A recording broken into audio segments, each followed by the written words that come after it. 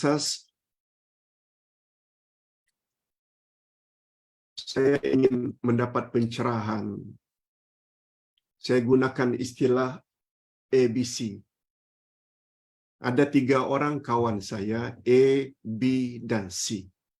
Mereka berkawan baik. Berkawan baik. A, B, C berkawan baik.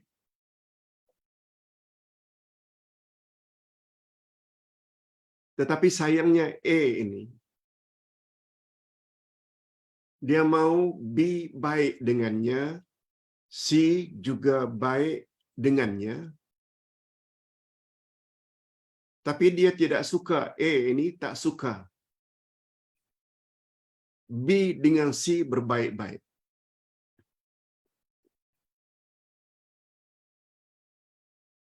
Dia coba memfitnah, cakap kepada B, C begini terhadapmu. A juga cakap kepada C, B begini terhadap kamu. Fitnah.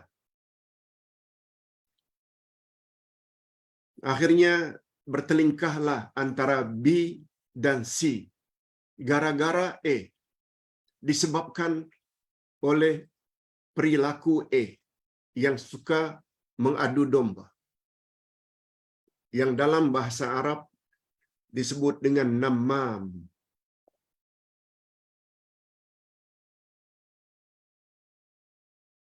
Kalau mengumpat ini, itu dipanggil dengan ghibah. Mengumpat, menggunjing, menceritakan aib orang. Itu ghibah. Tapi namam ini, selain dia mengumpat, mengada-adakan cerita buruk antara A dengan B, B dengan C, C dengan B.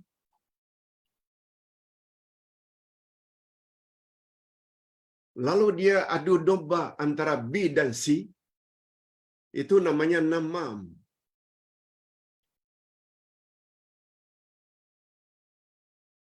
Namam lebih berbahaya daripada ghibah.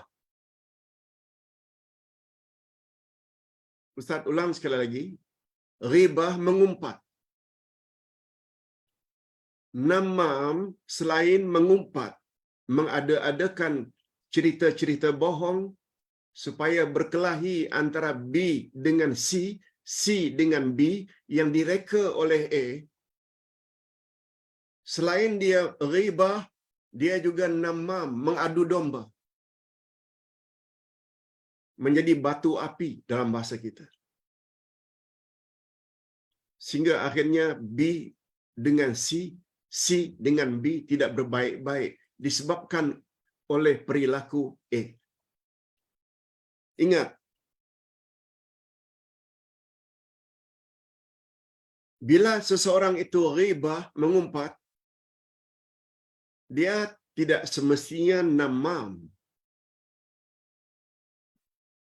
Tetapi namam mesti ghibah. Maknanya namam ini lebih berbahaya daripada orang yang mengumpat. Lebih berbahaya daripada fitnah. Dua sekali, selain dia mengada-adakan cerita-cerita bohong kepada B, kepada C, kepada B, kepada C, sehingga bertelingkah,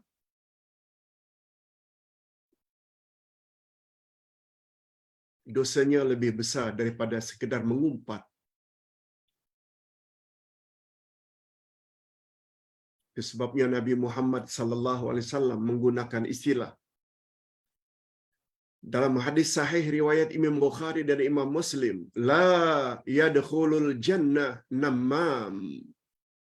Tidak akan masuk syurga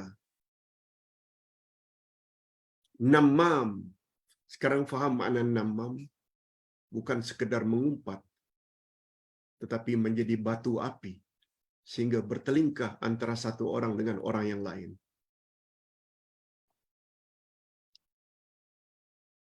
setelingkah sehingga bertelingkah antara satu parti dengan parti lain, antara satu kelompok dengan kelompok lain.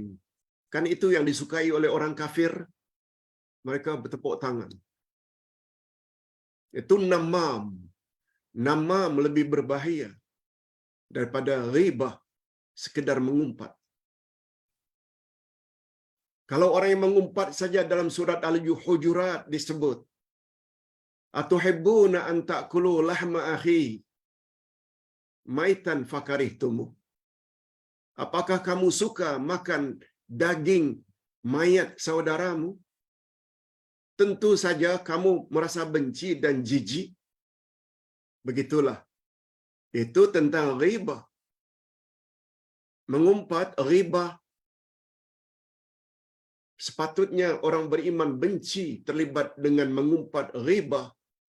Macam benci dan jijiknya makan daging saudaranya yang sudah mati. Namam lebih dari itu. Hadirin dan hadirat, khasnya penanya, mudah-mudahan rakan yang Puan tanyakan itu, khasnya A, dengar perkara ini. Cuma lanjutan pertanyaan, apa dia?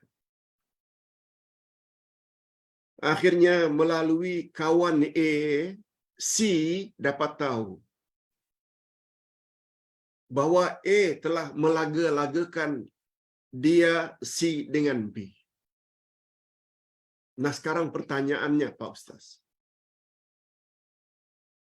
Boleh tak C berterus terang kepada B? Kita selama ini berbaik-baik, akhirnya berkelahi. A penyebabnya. Boleh atau tidak? Itu pertanyaannya.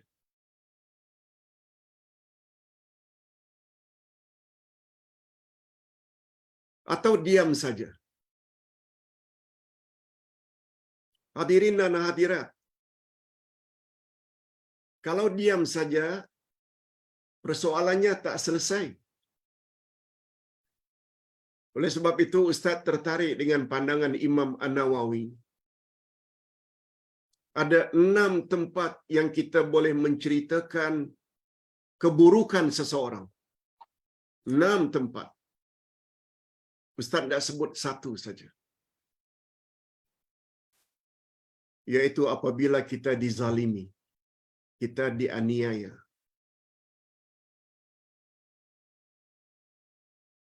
Isteri tidak salah menceritakan kepada Tuan Qadi atau Tuan Mufti,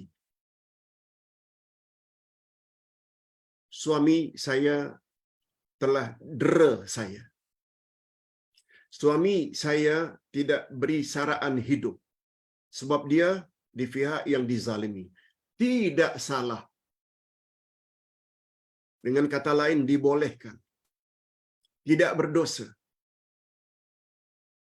Nah, pertelingkahan B dengan C disebabkan oleh A, maknanya A dan B dan C dizalimi.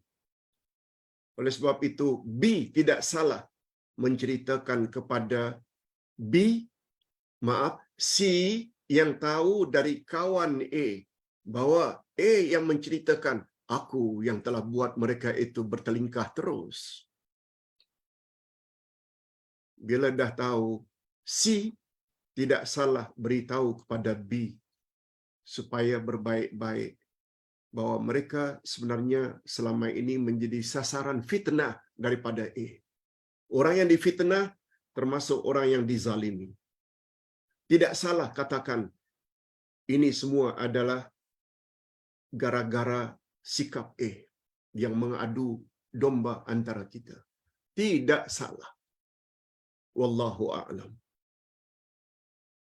Mudah-mudahan dengan demikian B dan C akhirnya berbaik-baik. Baik. Pertanyaan berikutnya. Pertanyaan berikutnya. Pak Ustaz, Banyak ustaz kata supaya niat iktikaf bila kita masuk masjid. Apakah ini perlu menurut syarak atau menurut agama?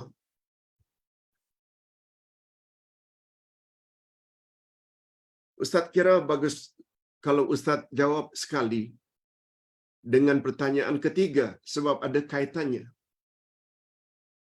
Yang pertama tadi, perlukah kita berniat ketika akan masuk masjid, iaitu niat iktikaf? Apakah agama ada suruh supaya berniat iktikaf? Pertanyaan yang ketiga, ini yang terakhir, Ustaz ingin combine sebab dia ada kaitan. Ketika kita akan membaca Al-Quran, apakah kita kena pasang niat, Pak Ustaz, setiap kali kita akan membaca Al-Quran? Apakah ada hadis sahih yang menyuruh berbuat demikian? Ustaz akan satukan jawabannya.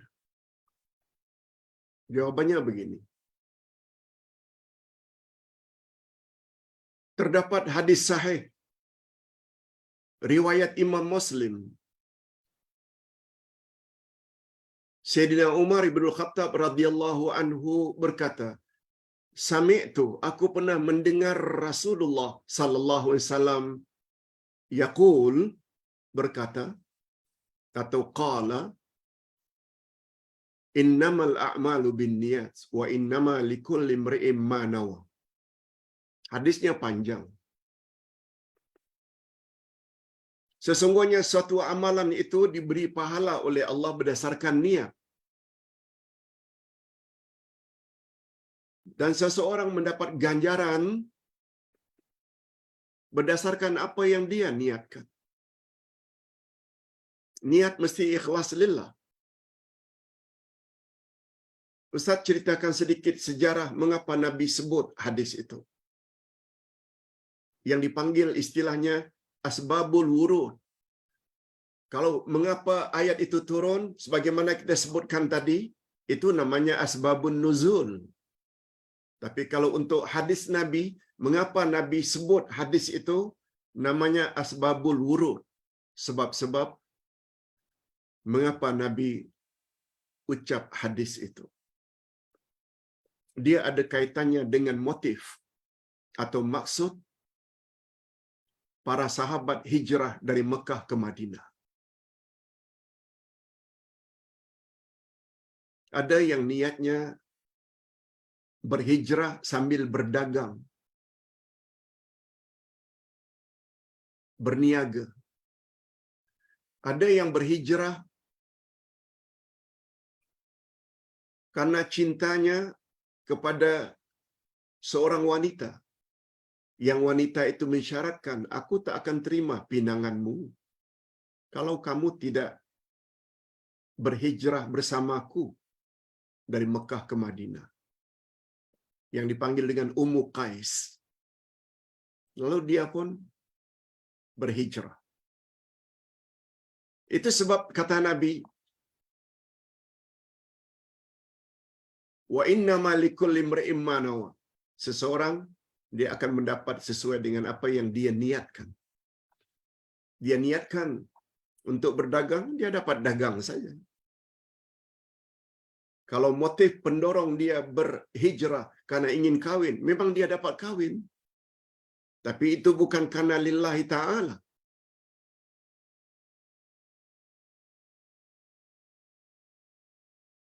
Itu sekedar mengapa hadis itu diucap.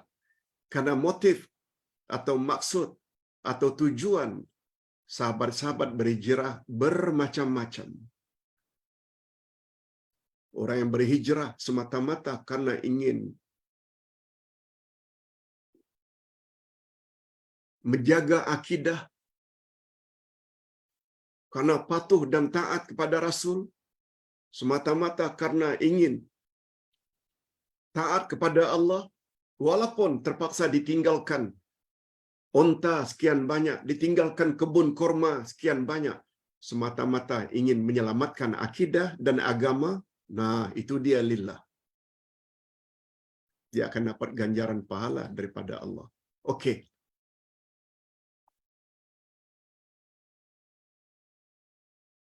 Sebelum Ustaz jawab,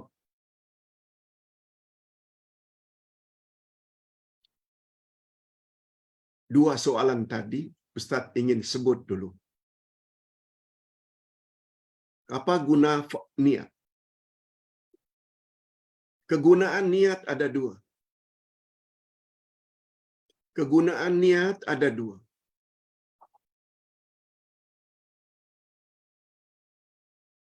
Pertama, untuk membezakan antara adat dengan ibadat.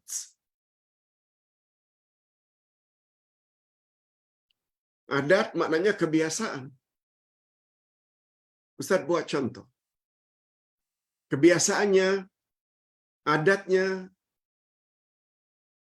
suami kita akan mandi sebelum pergi kerja. Itu adat setiap pagi. Pagi Senin, Selasa, Rabu, Khamis, Jumaat. Tapi sesekali suami kita mandi karena junub. Karena telah mengadakan hubungan kelamin malamnya. Dia mandi. Mandi junub. Mandi junub itu ibadat. Dan ibadat mesti niat. Berapa banyak orang hari ini yang tidak makan, tidak minum seharian? Karena ingin supaya badannya slim. Supaya kurus. Itu ada. Tetapi kalau dia ingin dapat pahala, akhirnya puasa Senin, Kamis, hari Arafah, hari Ashura, dia mesti ada niat. Itu untuk membezakan pertama sekali antara adat kebiasaan dengan ibadat. Orang kafir pun bangun pagi basuh muka, mungkin basuh juga tangannya. Beza dengan Muslim yang uduk muka, tangan, kaki, uduk mesti niat. Tapi kalau kebiasaan, itu tak payah niat. Ini perbezaan pertama atau kegunaan pertama niat, yaitu untuk membezakan antara adat dengan ibadat. Ibadat mesti niat. Dan yang kedua, untuk membezakan antara satu ibadat dengan ibadat yang lain. Hari ini kalau ada orang yang berpuasa, mungkin puasa hari Senin, itu puasa sunat. Tapi ada juga kemungkinan, ada orang puasa hari ini adalah puasa qada Ramadan yang dia tinggalkan dulu. Atau puasa kafarat. Puasa nazar. Semuanya itu dibezakan berdasarkan niat. Ada orang salat 2 rakaat. Barangkali salat itu salat duha. Barangkali salat itu salat hajat. Barangkali salat itu salat isyraq. Semuanya untuk membezakan itu dibezakan dengan niat. Nah, sekarang Ustaz ingin jawab pertanyaan. Perlukah Pak Ustaz kita niat ketika akan masuk masjid untuk niat iktikaf? Sekarang kita tahu jawabannya. Iktikaf itu ibadat. Dan ibadat mesti ada niat.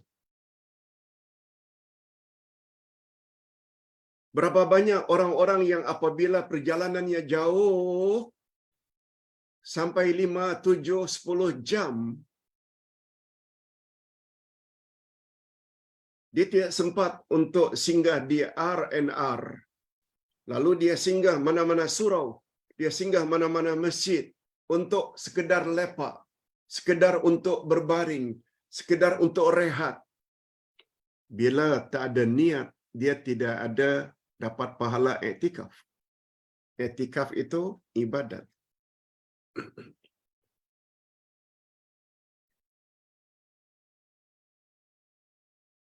Hanya saja yang perlu diingat, sama ada niat iktikaf atau niat membaca Al-Quran,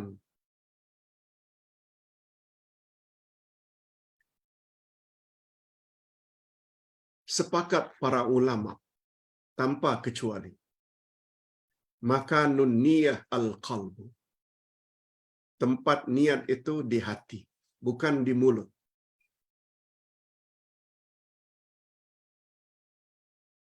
Bila habis maghrib, kita ingin puasa esok,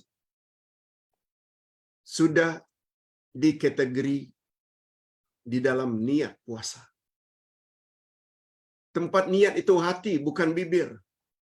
Tak perlu ucap nawaitu sauma ghadin an adai fardhi syahri Ramadan sebagaimana biasa kita sebut setelah selesai tarawih. Usalli fardha zuhri 4 rakaatin. Tak. Itu hanya pendapat saja. Bukan dari Nabi. Tempat niat dalam hati.